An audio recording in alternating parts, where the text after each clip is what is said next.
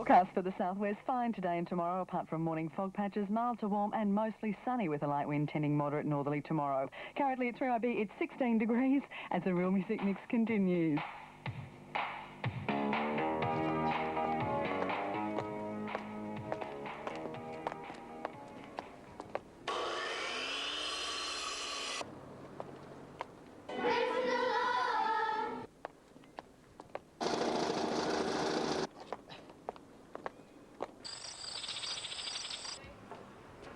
Virginia. Hello, Rosemary. Hello. Morning, Andrew. Morning.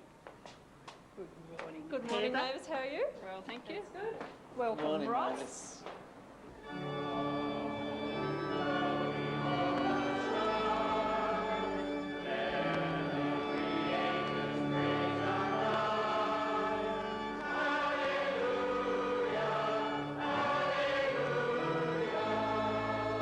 Well, for me, the thing that makes it special is the warm feeling of sort of family and the way that people support each other and people really do come together as a family. There's a lot of warmth, there's a lot of feeling.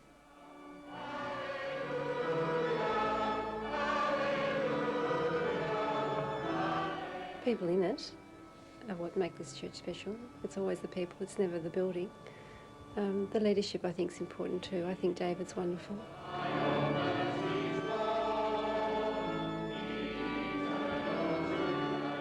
Instead of people going off to their own little group of people with whom they feel comfortable, they're all thrown together here in one big polyglot.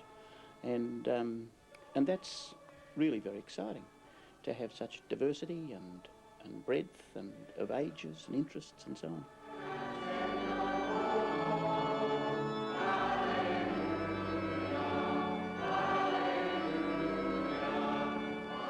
It's a family of more than 400 people, but despite its size, the Warrnambool Uniting Church has an intimate sense of belonging. And despite its diversity, the church is a community united in its love of God and its deep commitment to God's vision. A church has to start with God because we are called into being by God himself, and we want to praise him and worship him and obey him. And so God in Jesus is sort of at the centre of everything. And then out of that comes obedience to God's vision for the world. And therefore the role of the church is to be aware of what God's on about in the world and then get on and do it.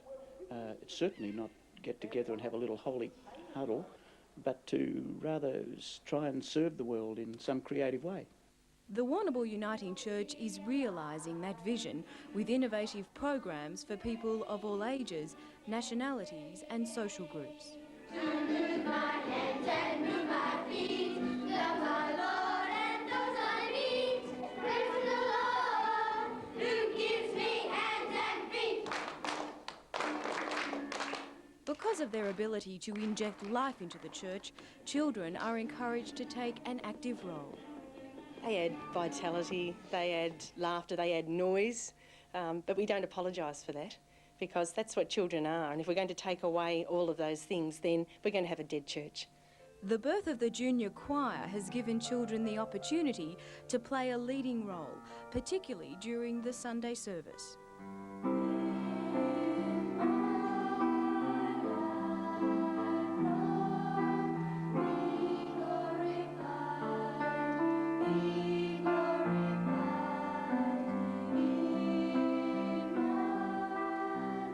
Trying to get the children to feel comfortable in church. I know when I was growing up, and I'm quite sure a lot of other people, church was somewhere where you had to sit very quietly.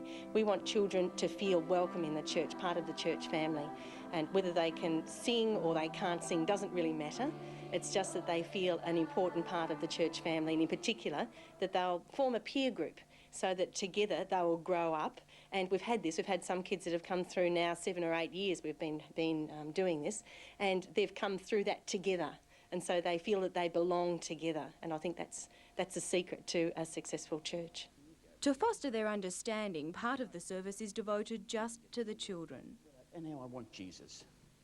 Righto, Rich. There you go. That's Jesus. I love the way they just wander around the building and feel at home and are not being hushed and crushed, but are encouraged to be children and be real people. Their contribution to the whole atmosphere, I think, is one of the very significant things in the place. Sunday school helps the learning process, while the junior youth group, and in particular the junior choir, create a sense of fun. In an attempt to grow with its children, the church is cultivating new roles for youth. I think they're a vital part of the church, and they're often called the church of the future, but I think that young people are the church now as much as anyone's the church now. With musicians of various ages, the youth band is helping to bridge the generation gap, while music camps are providing a new basis for worship celebration. Activities like a mock wedding held recently stimulate friendships that become an integral part of church life. To help young people cope with the pressures of modern life, a VCE support group meets fortnightly and a young adults group meets weekly to share life issues in light of the faith. Not only are they church now, but they're the exciting part of it. Like kids who are coming on into 18, 19, 20 often are willing to take risks and encourage other people around them to take risks that older people just have given up contemplating years ago. And they might be, they might settle down in 10 or 20 years' time too, but hopefully there'll be another generation of people pushing the church to take risks and to do things a little bit differently, to move into the next century with a bit of enthusiasm instead of just slowly rolling along like it always does, because churches of this size or of any size move towards being conservative all the time. It's human nature, and the church is prone to it as much as anyone, and we need young people coming up and saying, look, this is boring. This is not what Jesus was on about. We want to expand our horizons, do things differently, look out a bit.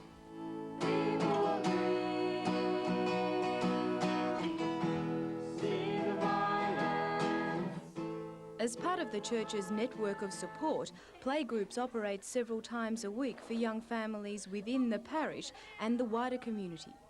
Oh, did it fall down? Look it up again. It gives them an opportunity to come somewhere for in a social way, so they can enjoy each other's company.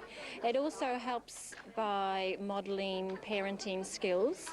I have guest speakers who come each Friday too, and they speak about various matters of interest that hopefully will be of some interest and help parents in their parenting too. The church also offers the only occasional childcare in Warrnambool.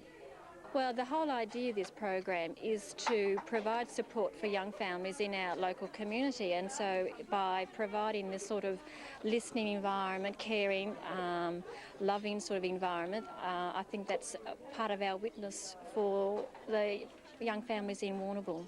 Where are you going between 12 and 1? Are you going home for lunch? Playing an important supportive role is the church office, which makes its facilities available to members of the parish and is often the first port of call for those in search of help. Working hard to put into practice the church philosophy is the Uniting Church Fellowship, which raises money for parish and outreach programs. Well, it's help your brother, isn't it? And help one another. And I think, and we do hospital visits, visit our own people, not only our own, but I mean people belonging to the Uniting Church from anywhere in hospital. We have a roster and we visit them, and I think it's just it is an extension of the church. We feel it is anyway. And we support our own members, our own immediate fellowship members, and then other members of the church in sickness and any way that we're needed.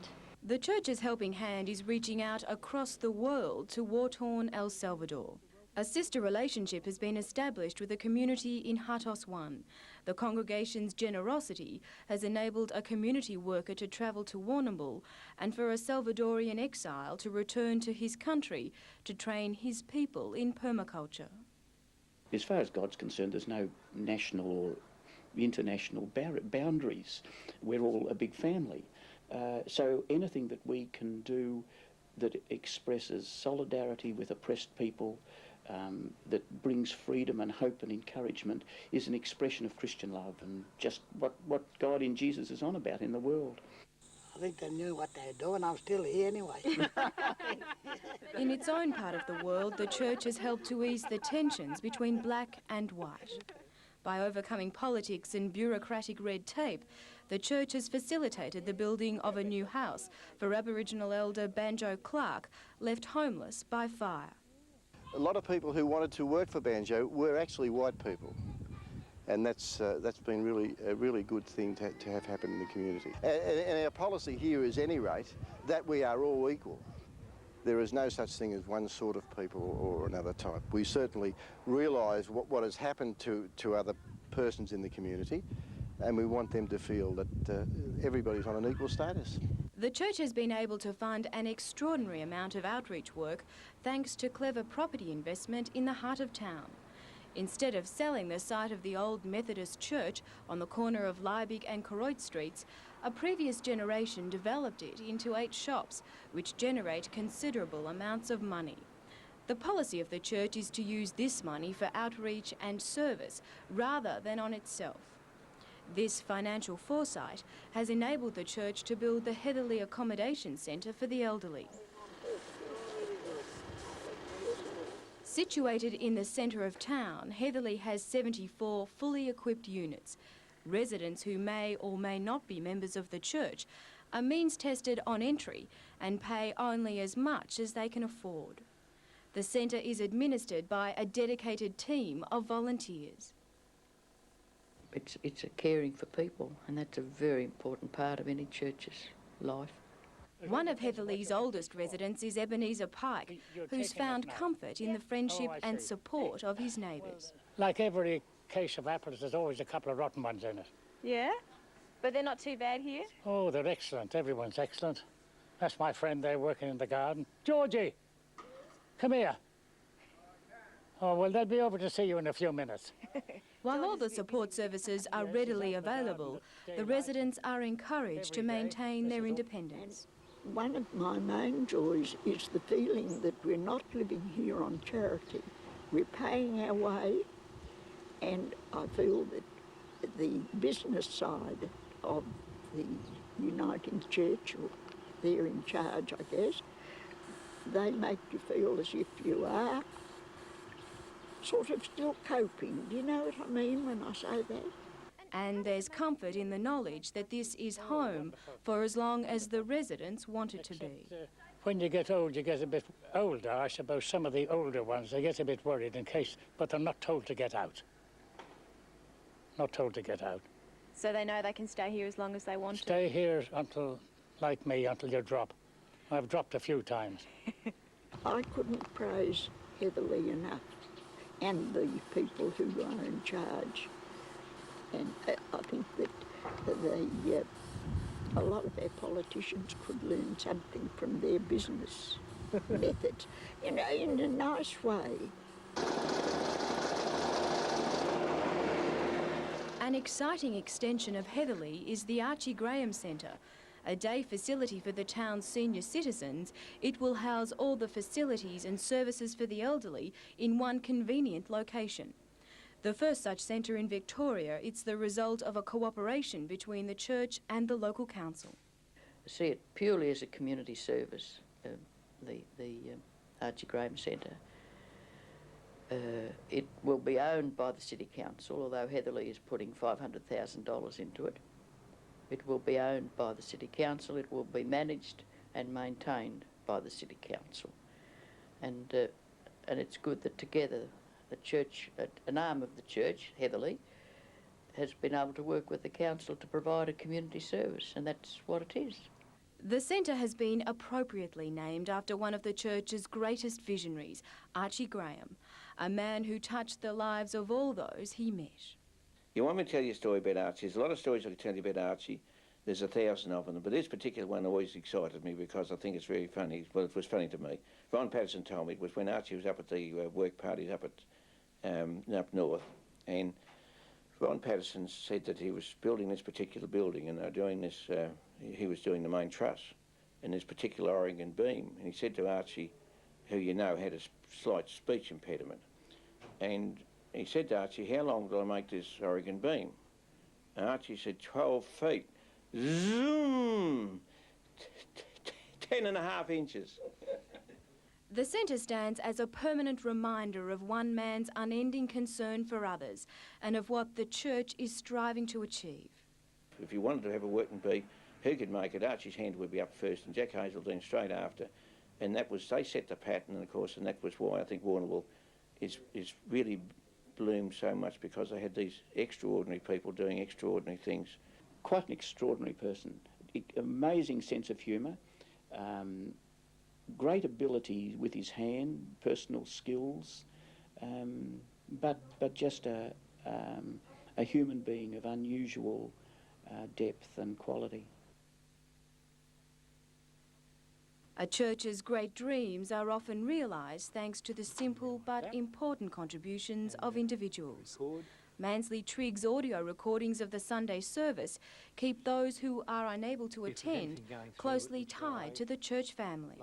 I make up to about 18 tapes every week, and I take them out and give them to those people. And that happens every week, so they're still members of the church, and they're not forgotten. They're very, very grateful. Yeah, absolutely. They really appreciate what we're doing for them. They tell me every week how they appreciate, what I'm doing for them. My biggest trouble is when I'm going round, I get filled up full of afternoon tea. Very much so. I'd say that's pretty lucky, really. Oh, it is in a way, yes. But, they're so grateful I cannot refuse it. As a church strives to realise God's vision, it must develop an outlook that will keep it moving forward. Elders and parish council of this church spent a day together working out the future statement that summarises our mission, and this is the mission statement of this church. The first statement on the mission statement really is very important. It says, listen to God's call and respond. God only knows what the future of this church is, and it's most important, therefore, that we develop a sensitivity to, and an ability actually, to discern where he's leading us, so that we can be open to the possibilities and run with them, obey them. In the process of that, to provide opportunities to learn and grow in faith, so that we don't go shooting off our mouths, nor do we go rushing off in every direction at once, but we understand what the faith is about and what God's on about, and we help each other in that process to do that, so that it's not just everybody doing what seems right in his or her own eyes, and then we in our growth in faith, we can get somewhere. Then we support and challenge each other to witness both as individuals and together, so that in this growing in understanding and listening, we are doing it together, and the quality of our lives is such that God in Jesus is seen in the members of this church, and but then also that the programs of the church are fulfilling that, and that we reach out beyond the church, accepting all with love, so that it's not, like I said earlier, a holy huddle, but it's a much richer and bigger thing, and that we see that we've only got one reason to exist, really, and that is to serve the world, and that therefore we need to reach out and accept people, whoever they are and however different they might be from us, and express the love of God in Jesus for them. While everyone has their own individual dreams, together they hold the vision for the future of the Warrnambool Uniting Church. Everyone sees the work we do, that it's not just for the Uniting Church people either, that there's a lot of people out there that are really hurting, and we'd like to really help them. The church is sort of opening up, and it's turning its gaze from inward to outward, and I think we're moving towards a far greater involvement in community issues, both within our town and our region and internationally. And I see this church in the future going out and turning its gaze outward, and starting to live some of the things that we preach, I suppose. I'd hope that we can provide, continue to provide a really meaningful support for families, so that they can learn at first hand something of God's love for them. The children are vital in our congregation. They are just as important as anybody else. It's not an adults' church with the children going to be Christians to be. They are, their faith is taken seriously, and their involvement with the adults in worship on a Sunday and in the full life of the church is vital.